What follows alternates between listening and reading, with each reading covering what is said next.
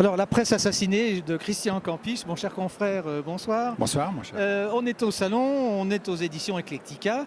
Et là, vous venez de me dire, ça Oui. c'est mon fonds de commerce, parce que je fais d'autres choses. Mais on va parler de ça. La presse romande Oui. assassinée, tout le monde a vécu ce qui s'est passé il n'y a pas longtemps. Normal, Oui. pas normal qu'un C'est mon fonds de hebdomadaire, commerce, mais c'est aussi ma profonde conviction, puisque j'ai quand même travaillé 30 ans dans ce milieu-là, le milieu des journalistes, de la presse, Ouais. et ça me fait mal de voir comment elle évolue. Mais Qui est-ce qui assassine? C'est les... alors là, justement, c'est un peu le thème du livre, c'est qu'en fait, maintenant, on dit les méchants zurichois qui contrôlent la presse romande, etc. Moi, je relativise ça. Je dis non. Qu'est-ce que en les fait, romans ont fait de faux, Les finalement? enfants, ils ont fait des têtes d'erreur de gouvernance. Ils ont tout racheté. Il y a un grand groupe qui avait le monopole ici, qui a tout racheté petit à petit, qui a tout intégré dans ses pages, au lieu de garder des petits journaux locaux. Et du coup, c'est une catastrophe commerciale pour lui. Et du coup, il a fait des grosses pertes. Et puis, il est allé à Zurich chercher un grand éditeur Oui. qui est venu ici. Et bien, alors, évidemment, on perd le contrôle dans ces cas-là. C'est un peu ça le problème de la presse romande. Mais ce n'est pas du tout les méchants zurichois, les vilains qui viennent ici et puis qui assujettissent la partie francophone de la Suisse à leur fantasme. Mais vous avez un regard évidemment instruit de journaliste un peu spécialiste. L'info popcorn, c'était le texte précédent, Enquête Oui. au cœur des médias suisses. Qu'est-ce qu'ils ont de particulier ces médias suisses que n'ont pas les médias français? Je crois qu'ils ont en fait rien de très particulier, à vrai dire, si ce n'est qu'ils ont des éditeurs qui sont... En France, on critique toujours les grands éditeurs qui sont des marchands de... Je ne veux pas dire des marchands de canons, mais enfin...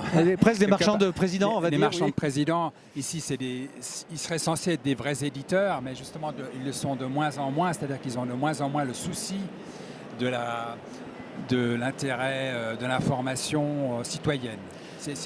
Maintenant, ils vont vendre ils vont faire de la location de voitures, la location d'appartements, etc., etc.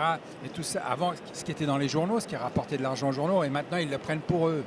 Donc les journaux, du coup, n'ont plus rien. Est-ce qu'elle veut dire est-ce qu'il y a une presse de gauche, une presse de droite? On sait que le journaliste traditionnel en Suisse, on dit qu'il est socialiste. C'est vrai ou c'est faux, ça? Il a cette réputation.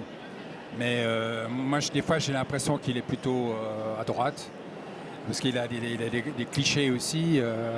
Les journalistes sont pleins de clichés, mais c'est comme ça. Voilà, C'est de poser la vie est question pleine de qui embête, clichés. quand on se dit que si on n'est pas d'accord avec la question qu'il pose, c'est qu'il est forcément de gauche parce que moi je suis de droite, et inversement? Oui, mais c'est plutôt les gens. Je pense que c'est plutôt. On fait plutôt la critique du journaliste de gauche. C'est plutôt ça. Oui. Mais quelque part, c'est normal parce que le pouvoir est toujours à droite.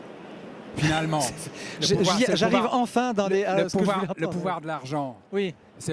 Généralement, c'est pas la gauche, disons. Ça peut avoir. Justement, c'est ce qu'on reproche à la gauche, c'est d'être compromise là-dedans, dans les scandales, etc. Ouais. Mais par contre, le pouvoir de l'argent est assimilé quand même à la droite. Donc c'est normal que le journaliste, qui est un personnage un emmerdeur, un empêcheur de tourner en rond, il soit assimilé à un homme de gauche ou une femme de gauche. Dernière question, on n'est pas loin de notre langue maternelle ici. Entre les deux tours de l'élection présidentielle française, vous comme journaliste suisse, vous pensez quoi? Des médias, du traitement. Est-ce qu'on a favorisé l'un? Est-ce qu'on a favorisé l'une? Oui, là maintenant on dit qu'on favorise Macron, mais là j'ai lu encore aujourd'hui que c'était le contraire, qu'on favorisait Le Pen, que finalement ça arrangeait. Alors, est-ce qu'on a de la chance d'être en Suisse finalement, avec le compromis, quand il y a plusieurs teintes, on arrive à faire un consensus? On n'a pas ça en France? Oui, mais bon, chaque pays a ses charmes. Hein. Moi, personnellement, j'aime bien le débat, j'aime bien... Ici, on a un débat dans ce canton de Vaud, le canton de Vaud qui est voisin du canton de Genève où on est aujourd'hui. Eh bien là-bas, on dit qu'il n'y a pas de débat du tout. Il y a des élections. C'est triste à mourir. Et c'est aussi la fin de la démocratie, quelque part.